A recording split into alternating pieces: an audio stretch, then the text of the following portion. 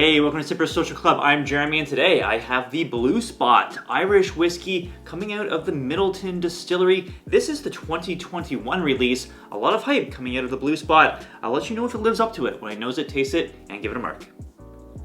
Alright, Blue Spot. This appears to be an annual release now. There was a 2020, this is the 2021 coming in at 58.9% ABV. It's 7 years old in a combination of maturation using ex-bourbon, sherry, and Madeira casks. 7 years old, although it's rumored that there is whiskeys up to 20 years old in here. Let's see how this is on the nose.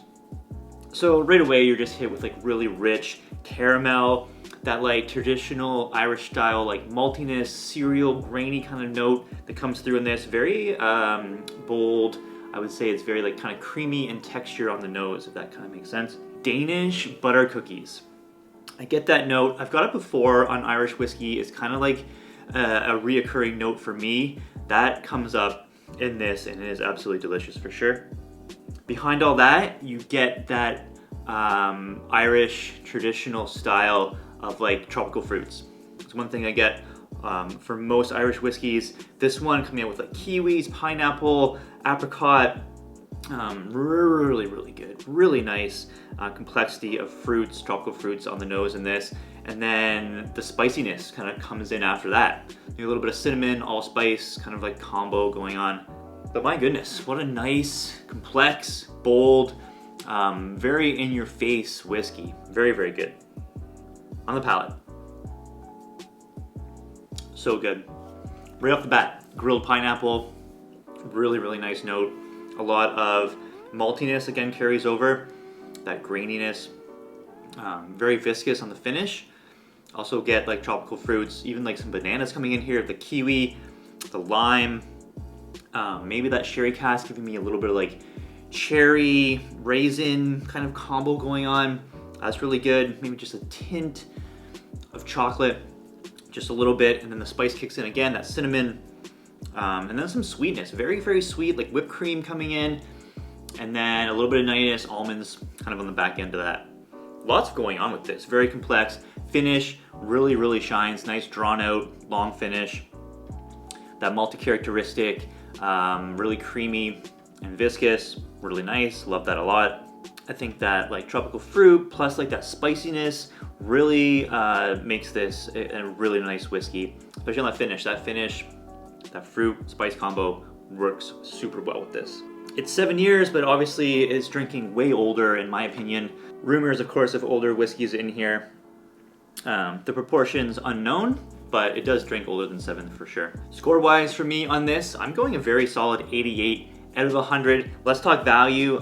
Really good price on this here at the LCBO. You don't hear me say that too often, but 99 Canadian dollars, a little bit less than what I've seen it for in US markets. I think that is a good price. I'm gonna bump it up a half tick for value, bring it to 88.5 out of 100. I did have a hard time finding this. I had to drive pretty far around the city of Toronto to a couple different stores to get one. The first time I got there just a little bit too late, they were all sold out.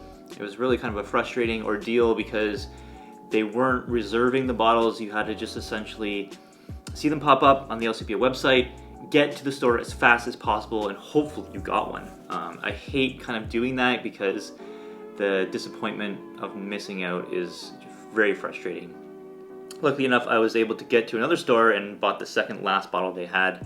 Another failed rollout by the LCBO. If you listen to our Whiskey Rant podcast, we talk about this all the time, of how there's no consistency in either if it's one per customer or not. It kind of just depends on the store and the manager that day.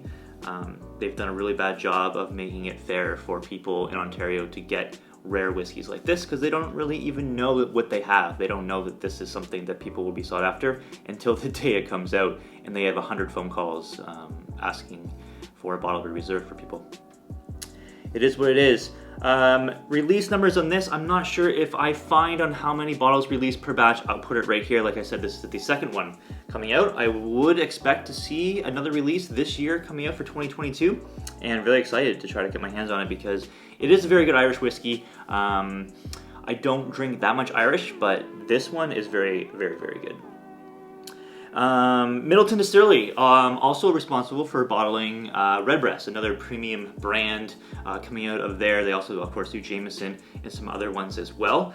A fair comparison would be, let's see how this is against the Redbreast 12 cask strength. That's actually a review that's coming up very soon on this channel, so stay tuned for that when I do a whole Redbreast line. Versus the 12, I would say that the 12 has kind of like a more kind of malt characteristic, less tropical on the fruit in my opinion, maybe a little bit less complex, less sweet. I would say that I like the malty characteristic in here more because it's a little more integrated. I would say it doesn't stand out as much as that Redbreast 12 cask strength does. Very comparable though, very comparable. They were within 1 mark I think of scoring for me. But stay tuned to check out that whole Redbreast line. That's my next review coming up very soon. So that's gonna do it for me. Let me know in the comments down below if you haven't tried the Blue Spot since it's so limited. What other Spot Irish whiskey have you tried and that you like? Let me know in the comments down below. Thanks so much for tuning in, guys. Really much appreciated. As always, have a good one. Cheers.